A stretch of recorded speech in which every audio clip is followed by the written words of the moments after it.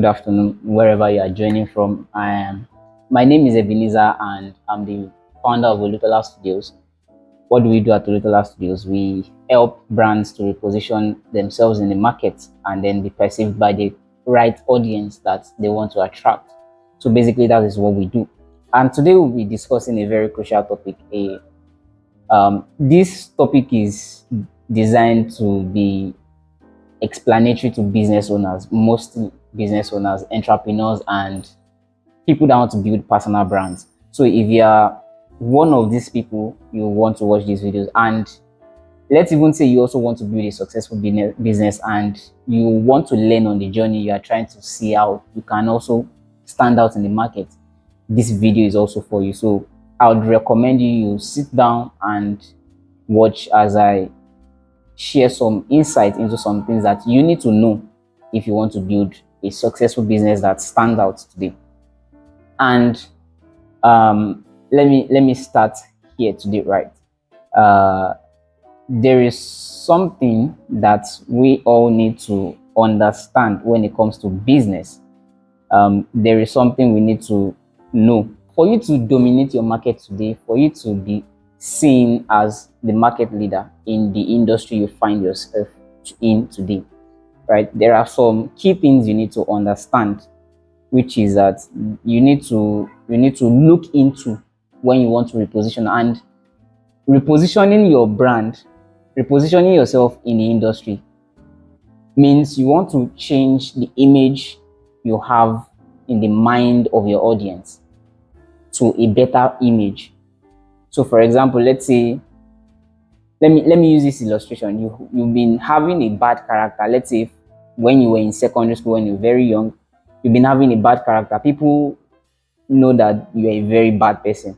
Now after secondary school, at that point you are not more with people so there will be a long break. So by the time you are now going to be meeting these guys, and then they are now seeing you, right? The moment they are going to see you, the new you that they are going to see is what the repositioning is, which means that during that process where they've not seen you, you worked on yourself, you developed yourself, and you become a better version of yourself. So by the time they're now getting to meet you, they are surprised, they are shocked, they are like, oh wow. And even at that point, they even want to relate with you better. They want to build a relationship with you because you have repositioned yourself in their mind. And that's basically what repositioning means: changing the image that your audience have about you in their mind, changing into a better image, right? And today I'll be discussing on that. So starting with that, I would want to share a story with us. I would like you to understand this foundation, which is understanding your audience and what you have to offer. The major reason why you would hear most business consultants or brand strategists or marketing strategists ask that, oh, do you have your audience persona? Which means, do you know about your audience, their demographics? What is their age? Where do they stay? What is their location? How old are they? What is their pain point? What is their interest? Where do they stay? And all of those questions. And you'll be wondering, why all these questions? The reason we ask these questions most times is because without the audience, of course, there's no reason why we're in the market. And Glenn Stein said in one of his videos, if you've seen the movie Undercover Billionaire, Glenn Stein says that find your market. Sorry, the first rule of business, according to Glenn Stein, he said, find your customer first, which means that it's not about the product you are selling. The question is, does the market accept it? Is there a market for it? Is there business there? Is there a demand there? If you understand the law of demand and supply, is there a demand there? So if there is no demand, if there is no request for that particular product or service, then it's not necessary. Just do it as charity or as an hobby, and let's know that that is an hobby from your side. So you want to understand your audience and what you have to offer to your audience. So which means that, in fact, let me even say, you are skilled, you are talented, doesn't necessarily mean you earn money. I hope you know. It was Tony Omotosho that said one time, sometimes back, that I was reading one of his book. He said that you can't want to catch a big fish in a pond, which means you are looking for big fish, oh, big fishes that are very big, and then you are going to a pond. What is trying to say there is that you can't say you want to make it big, earn it big, and around you there are no people that are looking like they can patronize you to make you help you earn it big, or they can invest in you to make you earn it big, or you can sell to them to make you earn it big. So which means that if you do not find your audience, understand them, know their pain points, what they want, what they like, what they don't like, what problem are you solving, what innovation are you bringing to them, then is just good you remain a regular worker, and let's end it there. So right, so that is why you need to understand your audience and what you have to offer them. What is the problem you are solving? Right? What is the problem you are solving? If you are definitely solving people's problem, you will make it big. Look at Dangote today. He will continue to be the richest man on earth. Not because Dangote will continue to be the richest black man. Not because he desired it, or it is his destiny to be like that, but because he has seen the problem of people and he is solving the largest problem that people have. And that's one of the secrets if you want to build a successful business. Look at the top businesses we know today, top brands that you see today. Take a look at them. You will notice that they are brands that almost everybody can relate with, can use their product, can get their service. For example, look at MTN, look at Ekel, look at Coca-Cola. Of course, you see Coca-Cola drinks everywhere. You see Airtel ads everywhere. You see MTN. So the question is, okay, what problem are you solving that requires a large number of people to request for it, that can serve the world? Let me use that word. So you want to become a market leader, you want to dominate the market. The question is, who are your audience, and can your solution serve the world such that you can build it to a level where it can actually serve the world, right? And I heard this story from, what's his name? Was it Miles Moron? He said there was a guy who went on an holiday with his friends from, I think, from the school. So in their school, they went for an holiday. They went for a picnic, more like a picnic. So they got there. They saw these, young children playing outside, and one of the students just caught up with some children, and he saw that these people, these children, they were not wearing, slippers. They were not wearing any footwear, and in his mind, he was like, "Why are these people not wearing slippers? Why are they not wearing footwear?" According to what he has been taught in school, he's like, these people are, are prone to danger, right? So he began to question himself. He went to talk to some of his friends. His friends were like, "That's their luck, leave me alone," and all that. So he left them and said, "Don't worry, I'll find a solution to them." And that was when they went back to school, he became crazy, and he was like, he would develop a solution for these guys. And he presented his pitch to some people. They didn't really, accept his pitch. Found another place. He found a way to make a very few number of those footwear, and went back to where they went for holiday to, present the slippers to those people. And he sold it at a very, ridiculous price, although because those people were poor, they couldn't afford one. But he sold it at a very ridiculous price, and he started getting demand. Why? Because he saw the problem and he provided a solution for it. And the problem is not a problem for a very small group, for a very large number of people, that even adults started, requesting for the slippers. Why am I saying this?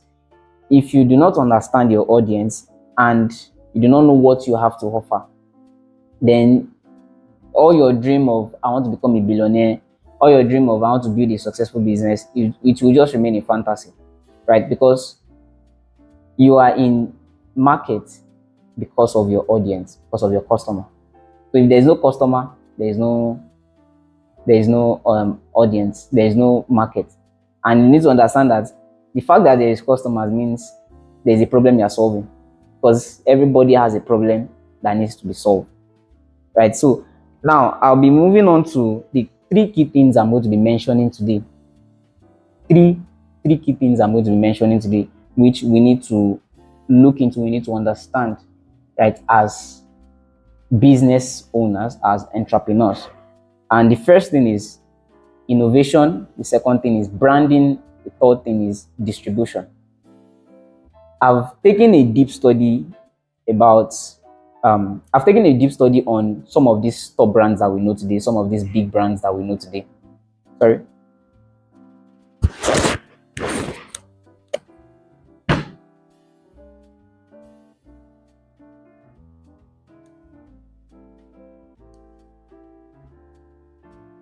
I've taken a deep study on some of the brands that are popular today, and I've come to realize some things. I've come to the conclusion of some things that has really helped them. Some how should I put it? Some cues that has helped them to be able to build that brand to that level that we now desire to own a product or seek out for their service. For example, now I've seen a lot of people that they are using iPhone today, and the iPhone camera is not really working well. It's not really good. I've seen some people that they are using iPhone today. It is eSIM. In fact, the SIM is locked, and they can't use the SIM. They can only use the iPhone to snap picture and probably do Snapchat. Right? I've seen a lot of people today where they use the iPhone not because they want to, not because it actually what they needed at that point, but because they want to associate themselves with the value of Apple, right? I saw a video recently where a lady was confessing that every month she was paying, I think in abroad, she was paying like almost like £50 or so to pay for her iPhone. Is it 50 or £15? I can't really remember. So which means that there was something that Apple has done to the brand that people want to associate themselves with the brand. Almost everybody wants to be using iPhone today. Almost everybody wants to ride Benz today, Bentley, Bugatti, Lamborghini, and all those stuff. There was something they did that made them desirable by everybody, which is what I'm going to be giving us the clues on today. So the first thing is innovation. Innovation. You see, it starts from, like I said earlier, it starts from finding a problem and you want to solve it. There was something that Apple saw. Apple discovered that there were a lot of people that they are creative. They have crazy ideas. They have, different ideas that they want to explore. They want to, express those ideas, but they are limited. They are limited in what? They are limited in tools that they want to use. They are limited in the platform. They are limited in the how should I put it now? Things that can help them enhance their creativity. That was how they sat down one day, and that's the founder of Apple, Steve Jobs. He sat down one day and he was wondering, how do we present our product to the market so that we are not saying order now on the flyer, but instead we are communicating the problem and the solution we are bringing. That was how they sat down, and they now started thinking, okay, I think this is the problem. And that was how they came up with a story. That's how they associate the story with the laptop. So when you see Apple laptop today, in fact, if you go to their website or if you go to their social media page, you will hardly see order now. Okay, this is the new price of all this. Is no. There's something they wrote there. There's the way they communicate the features of the product, such that it helps you find your creativity and bring out that creativity in you. That is what they are selling, and that is the problem they discovered. So which means that if you want to innovate, there is a problem you are seeing that you know you can solve, and you can now tell a better story with the problem and be able to attract more audience. Such that you are not coming to your website, you are not coming to your social media page and you are saying, order now, 5 pieces left, order now. No, no, no, no, no, no, no. As good as those, those things are, call to actions are, it doesn't really tell any story about your brand, and it won't make people want to associate themselves with your brand. That is one thing you need to understand. So which means in all you do, what you are trying to do, when you are trying to build a brand, you are trying to build an influence. You are trying to create a community of people. So what will determine whether people will come to join your community is the kind of value they are getting out of it. So if you do not understand their pain points, the problem you are solving, then even to make money, you won't be able to make money. Like I said earlier, Dangote is solving most problems that Africans are facing today, and that is why he remains the richest man in Africa. Do you understand now? What problem are you solving? What problem are you solving? What solution are you bringing? That will determine how much you will earn. And one of my bosses was saying sometimes back that, let me share this for creatives, or maybe leaders that you have creatives that are working under you. My one of my bosses was saying sometimes back that the best way to collect money from a millionaire is to ask this question: what can I offer you? That's one of the questions we don't really ask.